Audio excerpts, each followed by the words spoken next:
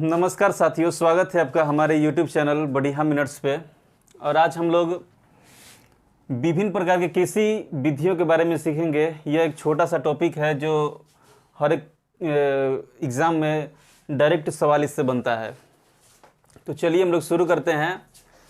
तो पहला है सेरीकल्चर। सेरीकल्चर रेशम कीट पालन से संबंधित है। तो सेरीकल्चर को हम किस प्रकार याद रखेंगे? तो सेरीकल्चर, सेरी से हम लोग याद रख सकते हैं शरीर। शरीर पे ठंडे के दिन में हम लोग गर्म वस्त्र के रूप में रेशम के कपड़े पहनते हैं। रेशम के कपड़े पहनते हैं। तो शरीर पे किस तरह के कपड़े पहनते हैं? रेशम के कपड़े पहनते हैं। इसलिए हम लोग सेरीकल्चर से रेशम कीट पालन उससे रिलेट करके याद रख सकते हैं। एपीकल्चर, एपीकल्चर मधुमक्खी पालन से संबंधित है। तो मान लीजिए कि कोई लड़का नाम का एक एपी नाम का कोई लड़का है और वह उसके पिताजी मना कर रहे हैं कि तुम मधुमक्खी के छत्ते के सामने मत जाना, और वह बार बार चला जाता है। तो कोई लड़का एपी नाम का लड़का है जो मधुमक्खी के छत्ते के सामने बार बार चला जाता है। तो इसलिए हम एपी कल्चर से मधुमक्खी पालन याद रख सकते हैं। पीसी कल्चर, पीसी कल्चर किससे संबंधित है? मत्स्य पालन यानी कि मछली पालन।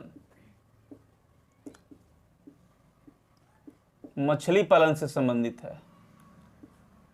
आप लोग के घर में अगर मछली बनता होगा तो उस वक्त वहां पे जो मसाला तैयार किया जाता है वो पीस कर तैयार किया जाता है। तो पीस कर तैयार किया जाता है किसी बनाने के लिए, मछली बनाने के लिए। तो पीसी कल्चर से क्या हो गया? मत्स्य पालन या मछली पालन। फ्लोरीकल्चर, ये सिंपल है, आप ऐसे भी याद रख सकते हैं। फ्लोरीकल्चर फूलों से संबंधित है। फ्लोरी फूल, फ्लोरी फूल यानी कि फ्लोरीकल्चर फूलों का उत्पादन। अगला देखिए विटीकल्चर, अंगूर की खेती।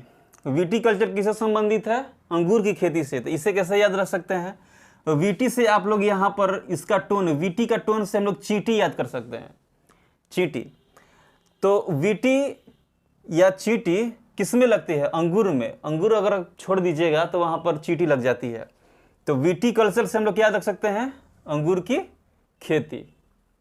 वर्मी कल्चर, वर्मी कल्चर किससे संबंधित है? केचुआ पालन से।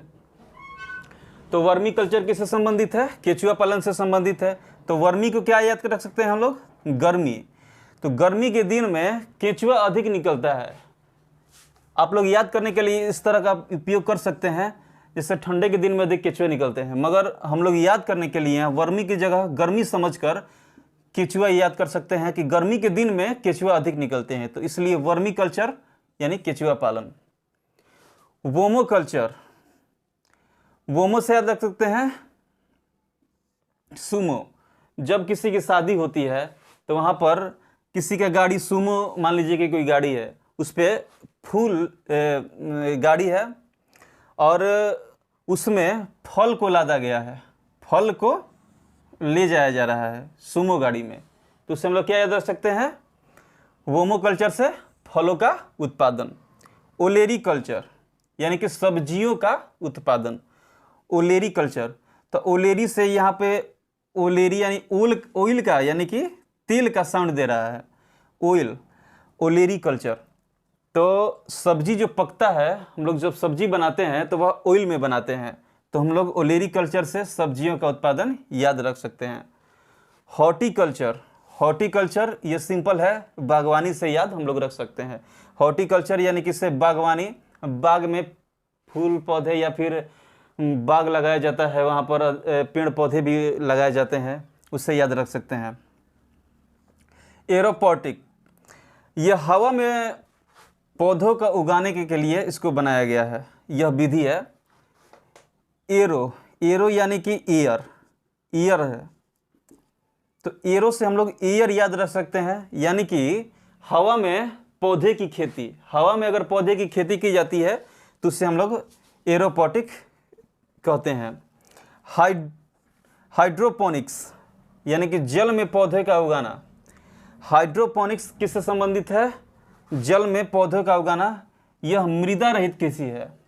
जल में कुछ ऐसे पौधे हैं जो उगाए जाते हैं जहाँ पे वहाँ पे मिट्टी नहीं पाई जाती है, तो इसलिए हम लोग हाइड्रोपोनिक्स से जल में पौधों का उगाना याद रख सकते हैं।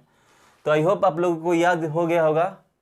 तो चलिए दोस्तों, अब हम लोग मिलते हैं अगले कुछ और शॉर्ट ट्रिक कर लेकर के, और इसी तरह के आपको दिए जाएंगे जो डायरेक्ट सवाल एग्जामिनेशन में बनते हैं। धन्यवाद।